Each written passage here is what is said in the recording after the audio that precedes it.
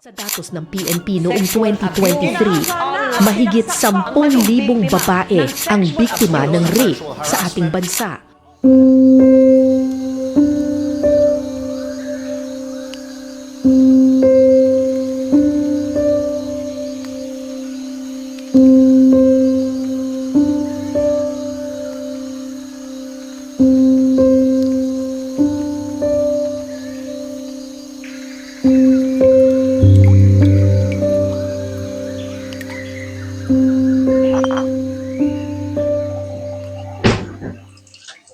Sabi mo na to. Tapos hangin naman kami ng pagkain ng tito mo. Ako, ma. Ano na? Ano ba? Ano na, mamaya? Diyan yung bata. Kita malit eh. Hindi na ako makapaghintay. Hindi pa pagkitay. Ano ba may Hindi pa tapos yan? Wait Tanggal lang, naman. saglit. Tanggal. Mamaya ah. Bigyan mo na ako.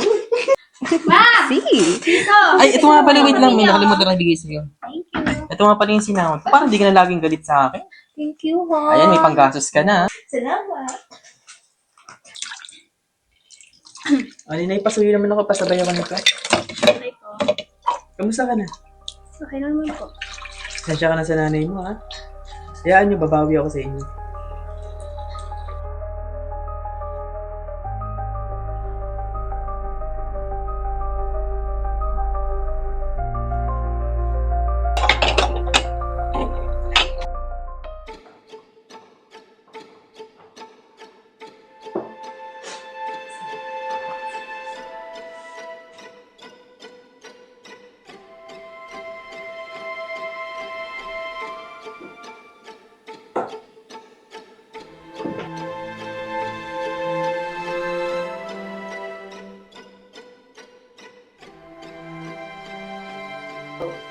Ano mo dito?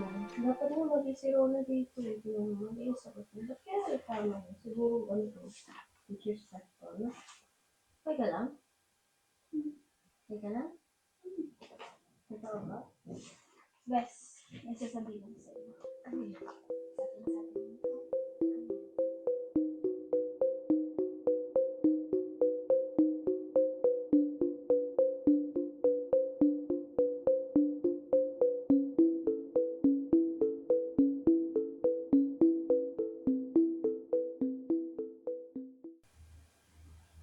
Pre, ganda ng dalaga mo ah. Pwede ba yan? Kilala kita, pre, ha? Huwag mong pagdisikitan ng anak ko. Di pre, nagandahan lang ako sa anak mo. Siguraduhin mo lang. Okay.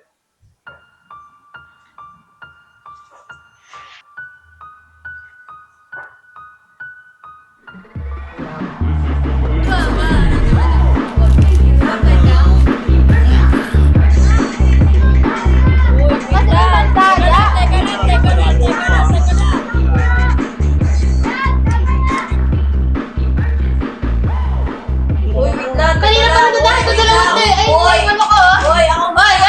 Ay. Bago ka umakyat, pagluto mo yung kiwi mo doon. Tapos, kailan mo na. Bilis. Uy, wait lang ako muna. Kanina pa itong mga tao.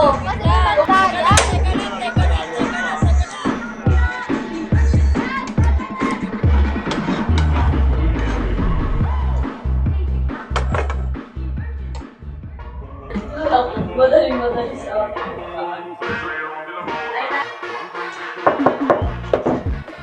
Ito, pagkain niyo daw po.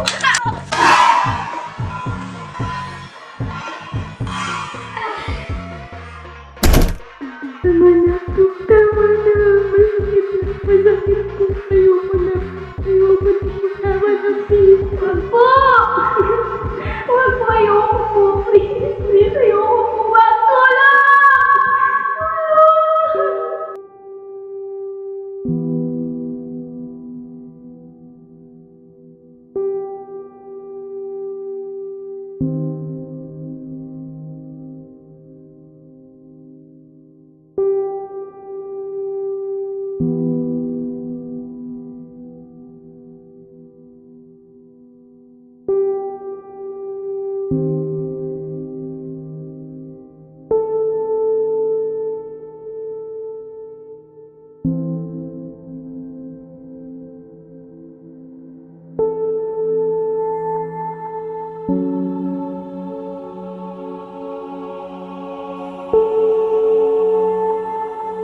Mari,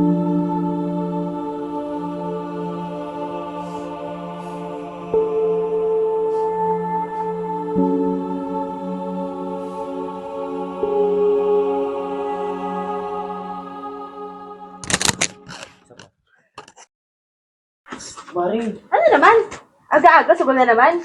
hindi yun yung gusto kong ipunta. Yung about ka lang kay kumpare sana, yung gusto ko sabihin sa'yo. Ano? Nagkausap kami ni kumpare tungkol sa anak mo. Ano sana, makingatan na ng anak mo.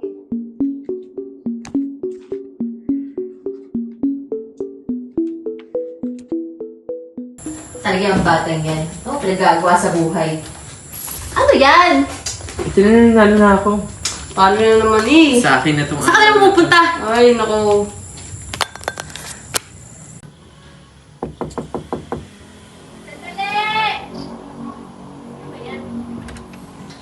Oh, Bes, ba't balat na balat ka? Ano yan sa'yo?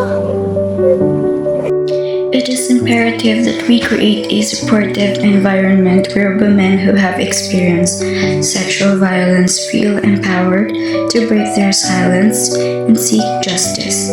These individuals deserve to be heard, believed, and afforded the dignity and respect that comes with being a survivor of such heinous acts. Sexual violence is a pervasive issue that affects countless women, often leaving them feeling isolated, ashamed, and silenced. It is our collective responsibility to shatter the stigma and societal norms that perpetuate this culture of silence. We must strive to create a society where survivors feel comfortable coming forward, knowing that they will be met the empathy, compassion, and commitment of justice.